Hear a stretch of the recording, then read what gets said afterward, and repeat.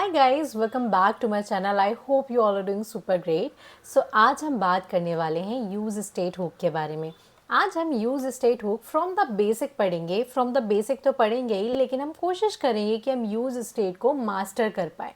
ठीक है, तो ये वीडियो बिना स्किप किए एंड तक ज़रूर देखना, जिससे कि आपको ये पता चल पाए कि यूज़ स्टेट हुक हम किस तरीके से प्रोजेक्ट में यूज़ करते हैं।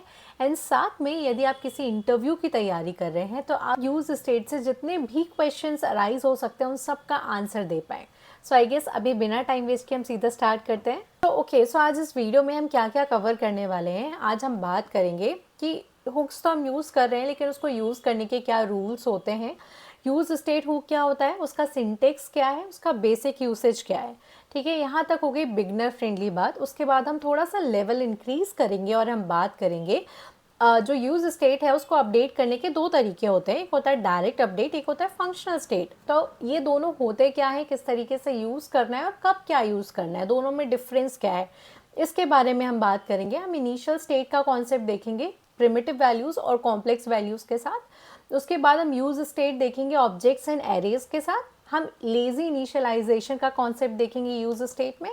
हम use state with multiple variables बात करेंगे। हम कुछ एडवांस पैटर्न और कुछ कॉमन मिस्टेक्स टू अवॉइड के बारे में बात करेंगे।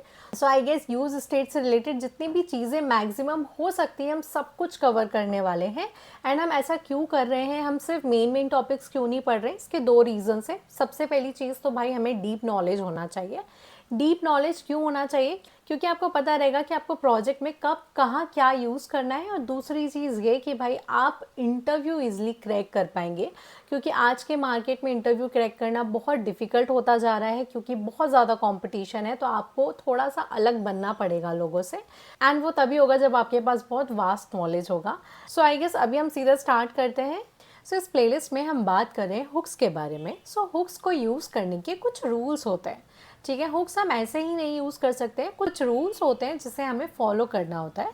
तो कुछ बेसिक रूल्स क्या है हुक्स के, कि जो भी हुक्स होते हैं वो must be written inside function components.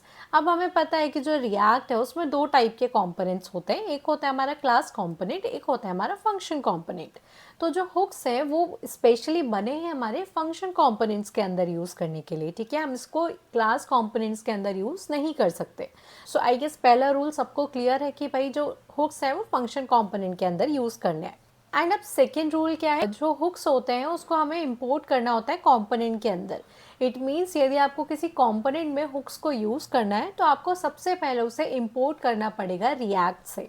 ठीक है, सेकेंड रूल भी क्लियर है। अब इसका नेक्स्ट रूल क्या है, it must be call at top level of the component. It means जो हमारा फंक्शन कंपोनेंट होता है उसमें हम जो हुक्स है उसको सिर्फ टॉप में यूज कर सकते हैं। इट मीन्स हम हुक्स को JSX के अंदर यूज नहीं कर सकते। JSX क्या होता है, यदि आप app.js में देखेंगे तो ये जो हमने रिटर्न के अंदर लिखा हुआ है, ठीक है, किसी भी कंपोनेंट में जो भी चीज़ हम रिटर्न के अंदर, जो कि हमारा HTML जैसा सिंटेक्स होता है जिसे हम JSX बोलते हैं, जावास्क्रिप्ट XML उसका फुल फॉर्म होता है, उसके अंदर हम हुक्स को यूज़ नहीं कर सकते। ठीक है, उसके बाद जो नेक्स्ट रूल है वो है it can not be conditional. It means जो इफ़ एल्स जैसी कंडीशंस होती हैं उसके अंदर हम हुक्स को यूज़ नहीं कर सकते। ठीक है, तो ये जो चार रूल्स हैं वो हर एक हुक में अप्लाई होता है, चाहे वो यूज़ स्टेट हो, यूज़ इफेक्ट हो, यूज़ रेफ हो या कोई भी हुक हो, उन सब के लिए same set of rules apply होते हैं। ओके, अब क्या रूल्स होते हैं ये तो हमें समझ आ गया, लेकिन अब हमें ये भी पता होना चाहिए कि भाई यूज़ स्टेट हुक आखिर है क्या। ठीक है, हम क्यों यूज़ कर रहे हैं यूज़ स्टेट हुक। तो अगर हम इसकी ऑफिशियल वेबसाइट में चल के देखेंगे तो इन्होंने क्या बोला है कि use state is a react hook that let's you add a state variable in your component. ठीक है, अब ये हो गई हमारी डेफिनेशन। सो अब अगर मैं इसको बहुत सिंपल लैंग्वेज में बोलूँ, सो यूज स्टेट हुक क्या है, यूज स्टेट एक रिएक्ट का हुक है जो कि स्टेट वेरिएबल को मैनेज करने के लिए काम आता है या फिर स्टेट मैनेजमेंट के लिए काम आता है। अब बात आती है कि भाई स्टेट वेरिएबल क्या है, स्टेट मैनेजमेंट क्या है, ये सारी चीज़ें क्या है। तो आई होप आप लोगों को स्टेट क्या होते हैं, प्रॉप्स क्या होते हैं, ये ऑलरेडी पता होगा, बट मैं फिर भी थोड़ा ब्रीफ में आप लोगों को बता देती हूँ कि यूज़ स्टेट में क्या करते हैं, हम स्टेट मैनेजमेंट करते हैं। स्टेट मैनेजमेंट मतलब अगर आप मेरी स्क्रीन पर देखें VS कोड में, अगर मैं यहाँ पर किसी और लैंग्वेज, जैसे कि अगर मैं जावास्क्रिप्ट की बात करूँ तो हम लिखते हैं लेट x इक्वल्स टू 5 या 3, एंड देन अगर मुझे इस x की वैल्यू को अपडेट करना है तो मैं क्या कर सकती हूँ, x इक्वल्स टू 5। ठीक है, तो अब क्या होगा, ये जो x था जो पहले 3 है उसकी वैल्यू क्या हो गई, अपडेट हो गई 5 में। ठीक है, ये सारी अदर लैंग्वेजेस में होता है, लेकिन हम रिएक्ट में इस तरीके से डायरेक्ट वेरिएबल्स को अपडेट नहीं कर सकते। तो स्टेट अगर मैं बहुत सिंपल लैंग्वेज में बोलूँ तो कुछ नहीं है, एक वेरिएबल ही है जिसकी वैल्यू आप डायरेक्टली अपडेट नहीं कर सकते। इसके लिए आपको स्टेट मैनेजमेंट की कुछ रूल्स होते हैं वो फॉलो करने होते हैं। तो अगर स्टेट क्या है, अगर मैं बहुत सिंपल लैंग्वेज में बोलूँ तो ये जो वेरिएबल्स आप देख रहे हैं वही स्टेट है। ठीक है, इन वेरिएबल्स को आप डायरेक्टली अपडेट नहीं कर सकते। ठीक है, इनको अपडेट करने के लिए आपको कुछ अलग तरीका अपनाना होता है। तो इसी तरीके से ये जो स्टेट्स हैं आपके रिएक्ट कंपोनेंट में, ठीक है, उनको अपडेट करने के लिए आप क्या यूज़ कर सकते हैं, फंक्शन कंपोनेंट है तो यूज़ स्टेट का यूज़ कर सकते हैं। ठीक है, अगर आपके पास कोई स्टेट है x इक्वल्स टू 3, अब आपको उस स्टेट की वैल्यू चेंज करनी है 5 में, तो अब x इक्वल्स टू 5 लिखेंगे तो अपडेट नहीं होगी। आपको अपडेट करने के लिए क्या करना पड़ेगा, इस यूज़ स्टेट हुक का यूज़ करना पड़ेगा। अब आई गेस आप लोगों को समझ आ गया होगा कि यूज़ स्टेट क्या है और हम इसे क्यों यूज़ कर रहे हैं। ठीक है, सो एक काम करते हैं, हम सीधे इसका प्रैक्टिकल देखते हैं जिससे कि हमें इसका सिंटेक्स भी समझ आए और किस तरीके से हमें कब यूज़ करना है यूज़ स्टेट वो भी समझ आए। तो हम चलते हैं अपने VS कोड में, एंड हमने सबसे पहली चीज़ कुछ रूल्स पढ़े थे, दैट इज़ कि भाई ये जो हुक्स होते हैं वो सिर्फ फंक्शन कंपोनेंट्स के अंदर यूज़ होते हैं। तो आप देख सकते हैं app.js हमारा क्या है, एक फंक्शन कंपोनेंट है। आप देखो लाइन नंबर 4 में आपको समझ आएगा कि एक फंक्शन कंपोनेंट है। तो हम इसी के अंदर क्या कर सकते हैं, अपने हुक्स को यूज़ कर सकते हैं। दूसरी चीज़ कि हमने पढ़ी थी कि इसको जब भी हमें कंपोनेंट में यूज़ करना होता है तो हमें इंपोर्ट करना होता है। तो हम क्या करेंगे, सबसे पहले अपने यूज़ स्टेट हुक को इंपोर्ट कर लेंगे।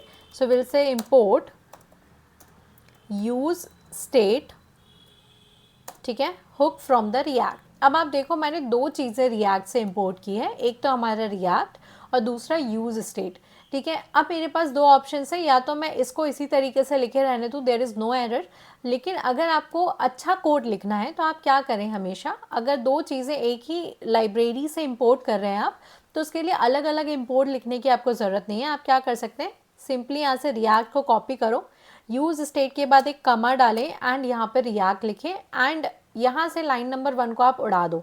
ठीक है, इट मीन्स हटा दो, एंड ठीक है इसको आप सेव करो तो भी कोई एरर नहीं है। ठीक है, तो हमने क्या किया भाई, फंक्शन कंपोनेंट में हम यूज़ स्टेट को यूज़ कर रहे हैं और हमने इंपोर्ट भी कर लिया।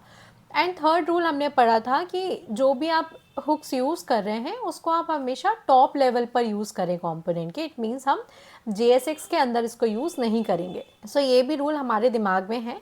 सो अभी हम क्या करते हैं, सिंपल सा यूज़ स्टेट का एक एग्जाम्पल देखते हैं कि किस तरीके से एंड किस सिचुएशन में ये यूज़ होता है। तो सपोज करो मेरे पास एक बटन है, ठीक है, so will create one button here. So let's say button, ठीक है, जिसका नाम मैं लिख देती हूँ क्लिक। ठीक है, एक बटन बना ली जिसका नाम लिख दिया क्लिक। तो अब आप देखो यहाँ पर हमारे पास एक बटन आ गई जिसका नाम है क्लिक। अब मैं क्या चाहती हूँ कि जब भी कोई भी यूज़र इस बटन पर क्लिक करे तो जितनी बार भी बटन क्लिक हो रही है उसका काउंट मुझे मिले। सो हम क्या कर सकते हैं, आइडियली एक वेरिएबल बना सकते हैं, एंड जब भी कोई भी यूज़र इस क्लिक बटन पे क्लिक करेगा तो ऑन क्लिक करके उस वेरिएबल में +1 कर देंगे। लेकिन हमें पता है कि अगर हमने कोई वेरिएबल लेट x क्रिएट कर दिया and on click off button हमने क्या कर दिया, यहाँ पर x+1 कर दिया। लेकिन अभी हमने कुछ टाइम पहले डिस्कस किया है कि जो भी रिएक्ट में हम वेरिएबल क्रिएट करते हैं हम उसको डायरेक्टली अपडेट नहीं कर सकते। इट मीन्स हम इस तरीके से जो x की वैल्यू है उसको अपडेट नहीं कर पाएंगे। सो इस सिचुएशन में हमें यूज़ करना पड़ेगा यूज़ स्टेट हुक का। सो यहाँ पर अब हम यूज़ स्टेट हुक का यूज़ करें, जिसका सिंटेक्स क्या होता है, हम लिखते हैं कॉन्स्ट, उसके अंदर दो वैल्यूज़, एक होता है एक वेरिएबल का नाम हम लिखते हैं काउंट, उसके बाद हम लिखेंगे set count equals to use state and this.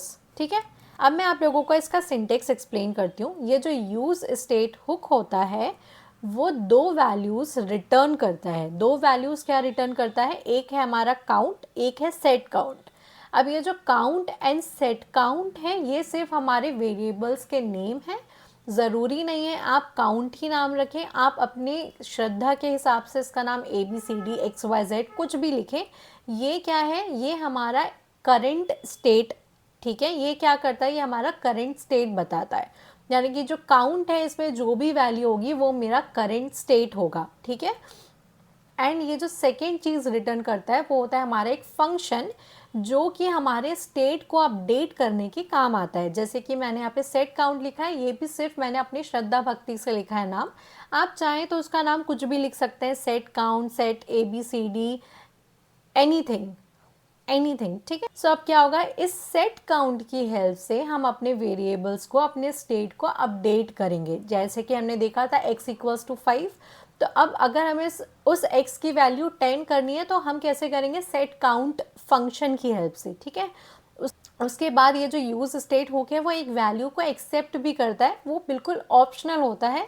आप चाहें तो इसको ब्रैकेट के अंदर एम्प्टी रहने दें या फिर आप कुछ वैल्यू दे सकते हैं। फॉर एग्जांपल मैंने यहाँ 0 दिया, तो ये जो 0 है वो क्या है, इनिशियल स्टेट है। इट मीन्स जब भी हमारा फर्स्ट टाइम पेज लोड हो रहा है तो जो काउंट है उसका जो इनिशियल स्टेट है वो 0 है। तो अब मैं क्या करती हूँ, मैं चाहती हूँ कि भाई जब भी कोई इस क्लिक बटन पर क्लिक करे तो मेरा जो काउंट है वो इंक्रीज हो, ठीक है। एंड मैं यहाँ पर डिस्प्ले कर दूँ, हम यहाँ पे एक डिव लगा देते हैं एंड इसके अंदर लिख देते हैं बटन क्लिक्ड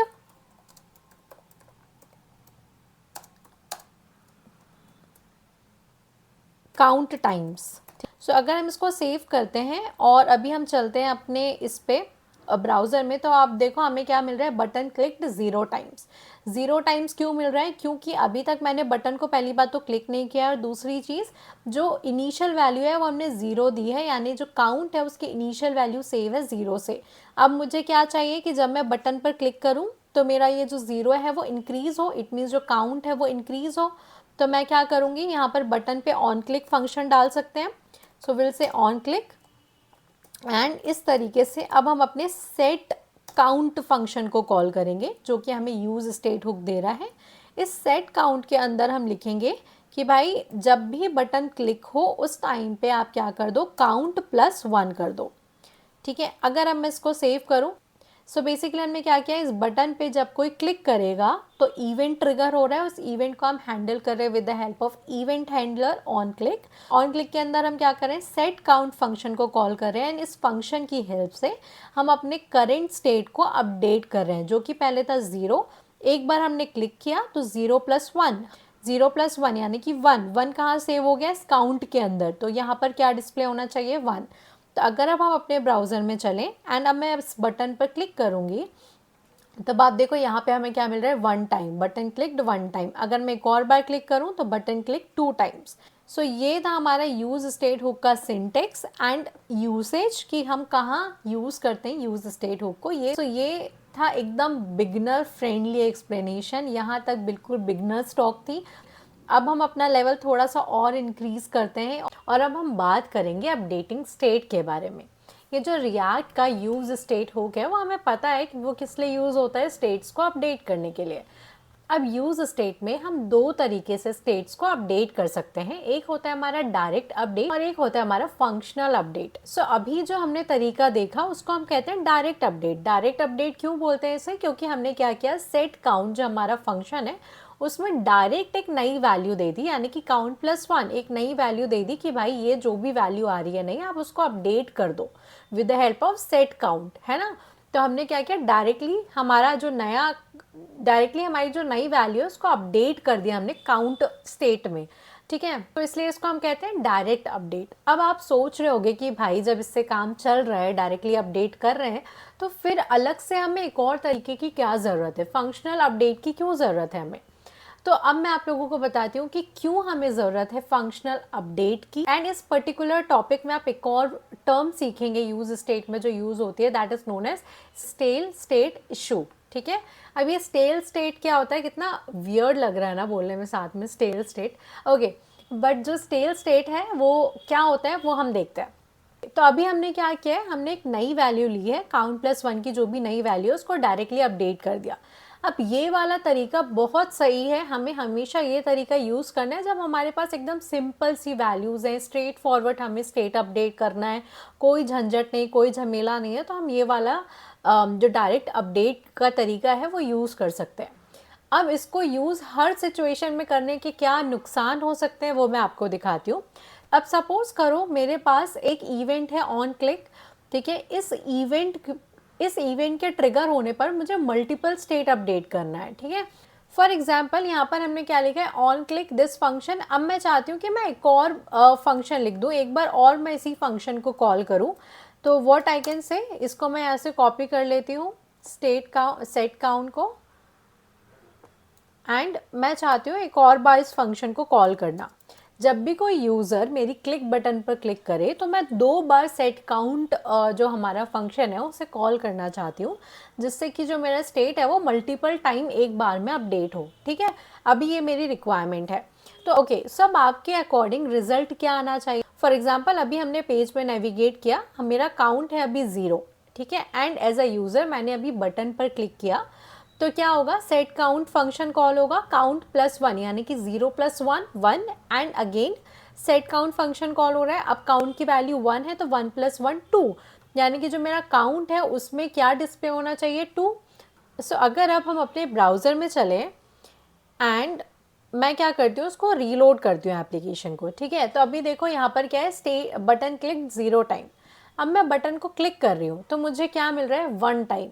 अगर लेकिन मिलना क्या चाहिए था, 2 टाइम्स। ठीक है, इट मीन्स मुझे इनकरेक्ट रिजल्ट मिल रहा है। अब ये इनकरेक्ट रिजल्ट क्यों मिल रहा है, it is because of the stale state issue in React. अब ये बैकग्राउंड में किस तरीके से वर्क कर रहा है, जैसे ही हमने क्लिक किया तो सेट काउंट ने क्या किया, 0 + 1, फर्स्ट सेट काउंट ने हमारी वैल्यू कर दी 1। ठीक है, लेकिन जो दूसरा सेट काउंट है वो इस 1 वैल्यू को नहीं ले रहा है, वो स्टिल आउटडेटेड वर्जन ले रहा है। वो ऐसा क्यों ले रहा है, क्योंकि जो हमारा जावास्क्रिप्ट है, आप लोगों को पता होगा, वो आसिंक्रोनसली वर्क करता है, right. So because of the asynchronous nature of JavaScript and React, हमारा ये जो डायरेक्ट अपडेट का जो तरीका है वो कभी कभी इनकरेक्ट रिजल्ट हमें प्रोवाइड करता है। जब भी हमारे पास कोई ऐसा सिनेरियो है जिसमें हमें मल्टीपल स्टेट अपडेट करना है या मल्टीपल बार स्टेट अपडेट करना है, तो उस टाइम पे हमें फंक्शनल अपडेट का यूज़ करना चाहिए। तो वो किस तरीके से हम कर सकते हैं, सेट काउंट के अंदर डायरेक्ट हम नई वैल्यू ना देके हम क्या करेंगे, यहाँ पर सेट काउंट के अंदर एक कॉल बैक फंक्शन लगाएंगे। ठीक है, एक कॉल बैक फंक्शन लगाएंगे लाइक दिस, एंड हम बोलेंगे इस कॉल बैक में हम एक्सेप्ट करेंगे प्रीवियस वैल्यू, जो भी स्टेट की प्रीवियस वैल्यू हो उस प्रीवियस वैल्यू को +1 कर देंगे हम। ठीक है, +1। ठीक है, अब सेम चीज़ हम क्या करेंगे, यहाँ पर भी जो दूसरा सेकेंड काउंट है उसमें हम क्या करेंगे, एक कॉल बैक फंक्शन लगाएंगे।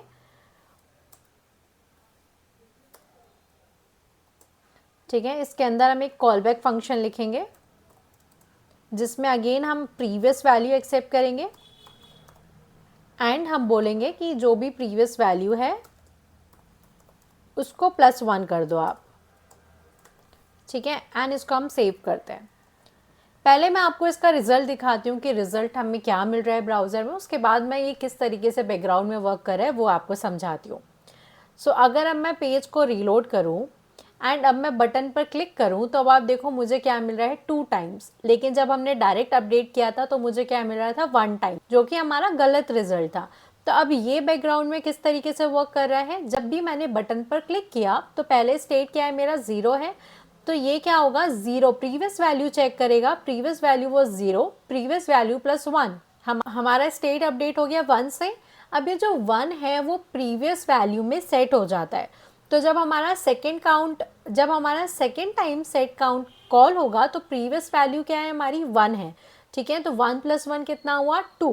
तो इस तरीके से हमारा ये वर्क करेगा। ठीक है, सो आप लोगों को समझ आया डायरेक्ट अपडेट और फंक्शनल अपडेट क्या होता है। अगर हम इसको थोड़ा सा और कंपेयर करें तो अब आप देखो मेरी स्क्रीन पे आप लोगों को डिफरेंस दिख रहा होगा डायरेक्ट अपडेट का और फंक्शनल अपडेट का। तो डायरेक्ट अपडेट का सिंटेक्स क्या होता है, कुछ इस तरीके से होता है जिसमें हम डायरेक्टली एक नई वैल्यू अपडेट कर देते हैं। लेकिन जो फंक्शनल अपडेट होता है उसमें हम क्या करते हैं, कॉल बैक फंक्शन का यूज़ करते हैं। अब डायरेक्ट अपडेट हमें कब यूज़ करना है, जब हमें सिंपल अपडेट करना है जो कि प्रीवियस स्टेट पर डिपेंड नहीं है।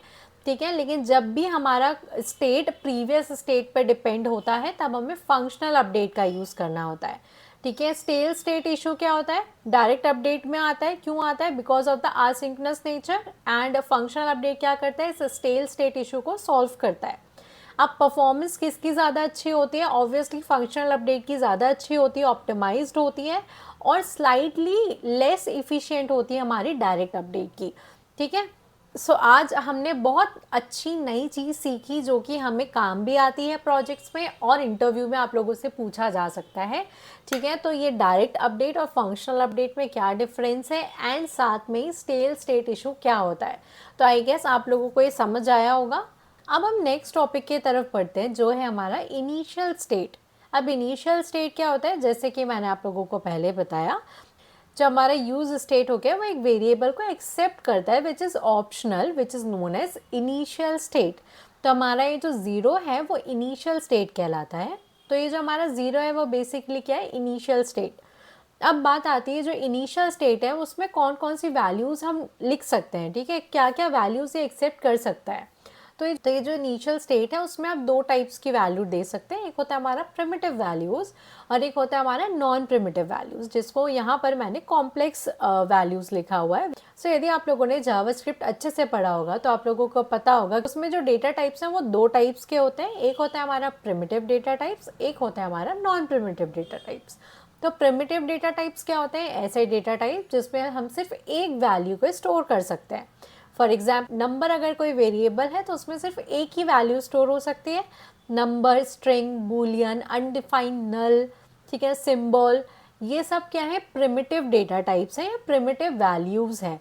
ठीक है, एंड सिमिलरली ऐसे वेरिएबल्स जो कि एक से ज़्यादा वैल्यू को स्टोर करते हैं उसे हम कहते हैं नॉन प्रिमिटिव या फिर कॉम्प्लेक्स वैल्यूज़, जैसे कि हमारा object and array.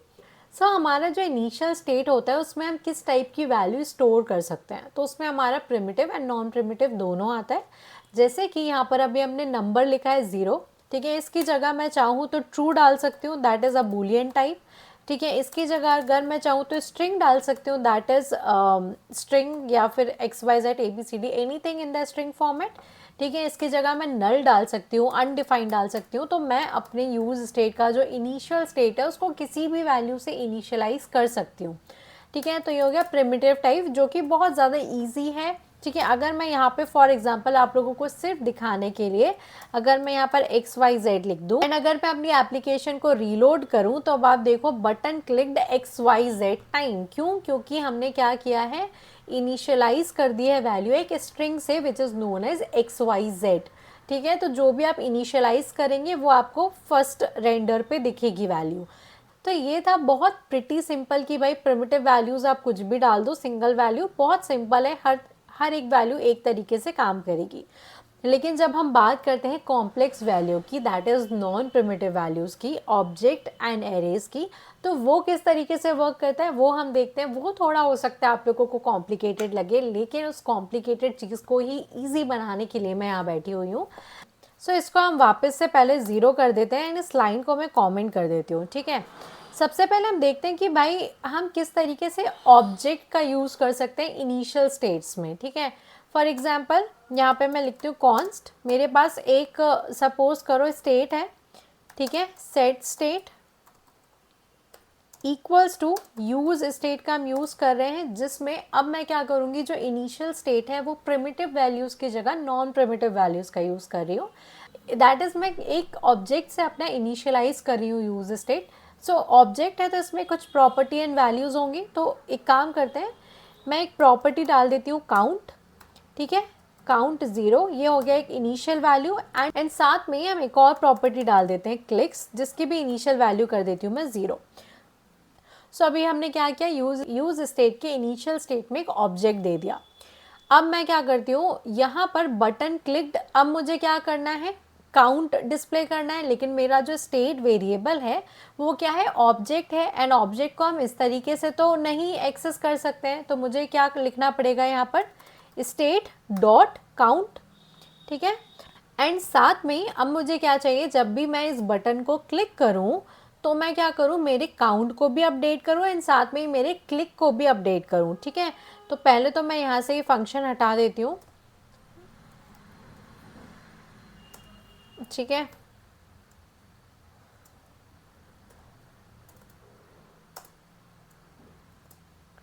What is happening, एक और हटेगा। ठीक है, ऑन क्लिक एंड अब मुझे किस फंक्शन का यूज़ करना है, सेट स्टेट। तो यहाँ पे मैं लिखूंगी सेट स्टेट एंड अब मैं क्या करूँगी, जो भी हमारा स्टेट है उसकी एक कॉपी बना लूँगी। ये वाला जो टॉपिक है ये मैं आप लोगों को एक्सप्लेन करूँगी कि ये मैंने डॉट डॉट डॉट स्टेट क्यों लिखा है, ये हम पढ़ेंगे इस वाले टॉपिक में, state with objects and array. But अभी आप लोगों को सिर्फ यही समझना है इस टॉपिक में कि हम इनिशियल स्टेट में प्रिमिटिव एंड नॉन प्रिमिटिव दोनों वैल्यूज़ का यूज़ कर सकते हैं। ठीक है, तो यहाँ पर अभी बेसिकली मैंने क्या किया, अपने स्टेट की कॉपी बना ली एंड नाउ मुझे काउंट को अपडेट करना है। सो मैं लिख दूँगी काउंट, सो स्टेट डॉट काउंट +1। ठीक है, अगर अब मुझे क्लिक को नहीं भी अपडेट करना है तो कोई दिक्कत नहीं है, लेकिन अगर मुझे क्लिक को भी अपडेट करना है तो मैं लिखूँगी कमा क्लिक्स एंड यहाँ पे मैं लिखूँगी स्टेट डॉट क्लिक्स +1। ठीक है, या +2 कर दो। ठीक है, एंड एक काम करते हैं, इस क्लिक को भी डिस्प्ले करवा देते हैं। तो एक और डिव मैं लगाती हूँ एंड यहाँ पे हम लिखते हैं क्लिक्स एंड यहाँ पर हम लिखेंगे स्टेट डॉट क्लिक्स। ठीक है, अब क्या करते हैं, इसको हम सेव करते हैं एंड अब हम चलते हैं ब्राउज़र पर एंड इसको मैं फिर से रीलोड कर देती हूँ। तो अभी देखो बटन क्लिक्ड 0 टाइम्स, क्लिक्स भी 0 है। अगर मैं क्लिक करूँ तो अब आप देखो काउंट हमारा +1 हुआ तो 1 टाइम आ रहा है, क्लिक्स में हमने +2 किया तो हमारा रिजल्ट 2 आ रहा है। सो जैसे हमने अभी ऑब्जेक्ट का यूज़ किया है, सिमिलरली हम एरेस का भी यूज़ कर सकते हैं अपने इनिशियल स्टेट में।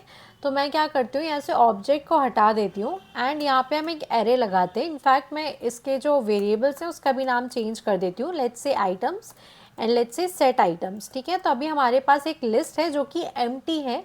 ठीक है, एम्प्टी एरे है जिसमें 0 बिल्कुल भी आइटम्स नहीं है। अब मैं चाहती हूँ कि इसको भी मैं यहाँ से कोड को रिमूव कर रही हूँ एंड अब मैं चाहती हूँ कि मेरे पास एक बटन हो। लेट्स से एक बटन है मेरे पास जिसमें लिख देते हैं हम ऐड आइटम्स। ठीक है, एंड इसको हम सेव करते हैं एंड अगर हम ब्राउज़र में चल के देखें तो हमारे पास एक बटन है add items. Now I want कि जब भी कोई यूज़र इस ऐड आइटम बटन पर क्लिक करे तो जो मेरी लिस्ट है उसमें आइटम ऐड होते जाए। ठीक है, सो मैं क्या करती हूँ, यहाँ पर एक ऑन क्लिक फंक्शनैलिटी लगा देती हूँ, ऑन क्लिक। ठीक है, अब मैं क्या चाहती हूँ, इस एरे में आइटम्स ऐड हो। अब वो कैसे हो सकते हैं, with the help of set item function. So will say set item and इसमें भी हम क्या करेंगे, सबसे पहले जो आइटम्स हैं, लिस्ट है जो आइटम, उसकी कॉपी बना लेंगे एंड ये हम क्यों बना रहे हैं वो आपको पता चलेगा नेक्स्ट टॉपिक में। बट अभी के लिए आप जान लो कि हमने आइटम्स की कॉपी बना ली एंड नाउ मैं क्या करूँगी, अब आइटम को ऐड करना है तो मैं क्या करती हूँ, इसकी जो लेंथ है +1 करके वही आइटम ऐड कर देती हूँ लिस्ट में। ठीक है, जैसे अभी मेरा जो एरे है वो 0 है तो 0 + 1, 1 एक आइटम हमारा ऐड हो जाए, फिर 1 + 2, 2 एक आइटम हमारा ऐड हो जाए। तो उसको हम किस तरीके से लिख सकते हैं, let's say item dot length. ठीक है, क्योंकि क्या है, आइटम्स हमारा एक एरे है एंड इसकी लेंथ निकालना है तो आइटम्स डॉट लेंथ +1। ठीक है, हमने क्या किया, अब ये जो भी वैल्यू है आइटम्स डॉट लेंथ +1, यानी कि पहले आइटम्स डॉट लेंथ हमारा 0 है, +1, 1 कहाँ सेव हो गया हमारा आइटम्स में। तो अब हम क्या करते हैं, इस आइटम को भी डिस्प्ले करवा लेते हैं। सो लेट्स से 1 एक डिव लगा देते हैं एंड यहाँ पे मैं लिखती हूँ आइटम्स। ठीक है, एंड इसको हम करते हैं सेव। सो अभी हम चलते हैं अपने ब्राउज़र में। So there is something wrong I guess, wait, क्या गड़बड़ किया है भाई, इशू क्या है, यहाँ पर हमें इस तरीके से इन्वोक करना होता है फंक्शन, जो कि हमने गलत तरीके से किया है एंड इसको हम कर देते हैं क्लोज यहाँ पर। ठीक है, एंड इसको अब मैं सेव करती हूँ। So now let's go back. तो यहाँ पर मेरे पास एक बटन है, अगर मैं इसको क्लिक करूँ तो आप देखो मेरे पास 1 आ रहा है, अगर मैं फिर से क्लिक करूँ तो 2 आ रहा है, अगेन क्लिक करूँ तो 3 आ रहा है। इट मीन्स जो मेरा एरे है आइटम्स, ये हमारा एक एरे है, इसमें हम क्या कर रहे हैं, वैल्यूज़ को स्टोर करते जा रहे हैं। एंड ये वैल्यूज़ कहाँ से आ रही है, जो भी आइटम्स की लेंथ है +1 हम करते जा रहे हैं, वो वैल्यू हमारी एरे में जाके स्टोर होती जा रही है। सो इस तरीके से हम जो हमारा इनिशियल स्टेट है उसमें प्रिमिटिव एंड नॉन प्रिमिटिव दोनों तरीके की वैल्यूज़ का यूज़ कर सकते हैं। सो आई होप आप लोगों को अब ये समझ आया होगा एंड आई थिंक ये वीडियो काफ़ी ज़्यादा लेंदी हो गया है, इसलिए जो बाकी के टॉपिक्स हैं वो हम करेंगे नेक्स्ट वीडियो में। But I really really really hope कि ये जो भी कुछ हमने अभी यूज स्टेट से रिलेटेड पढ़ा है, बेसिक से लेके कुछ एडवांस टॉपिक, वो सब कुछ आप लोगों को समझ आया होगा। एंड जो भी कुछ भी अगर आपके डाउट्स हैं तो प्लीज़ कमेंट करना, कमेंट सेक्शन में मैं सारे कमेंट्स देखूंगी एंड जहाँ तक हो पाएगा मैं रिप्लाई करूंगी। एंड अगर रिप्लाई ना सही तो मैं हो सकता है डेडिकेटेड वीडियो भी बना दूं। एंड बाकी के टॉपिक्स के लिए हम मिलते हैं नेक्स्ट वीडियो में। बट बिफोर लिविंग गाइज, यदि आप इस चैनल पर नए हैं तो please subscribe to my channel. And also यदि आप इस चैनल से थोड़ा भी कुछ सीख रहे हैं तो please like the video and also comment your genuine feedback. Thank you guys for watching.